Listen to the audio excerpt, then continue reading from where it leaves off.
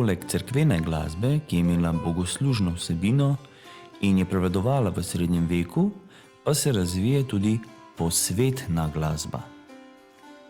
Čeprav je bila tudi v latinščini, je predvsem opisovala in imela posvetne teme, kot so ljubezen, vino in igre na srečo. O razvoju posvetne glasbe pričajo različni literarni in slikovni viri. V začetku je bila sicer označena kot izročilo poganstva, proti koncu prvega tisočletja pa se je priljubila številnim posvetnim vladarjem.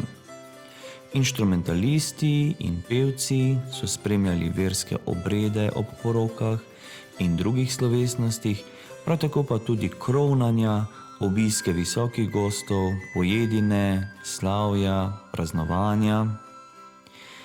V nemškem benediktinskem samostanu Bura Sancti Benedicti pa so našli pesmi iz 13. stoletja, ki so jih pozneje poimenovali Carmina Burana.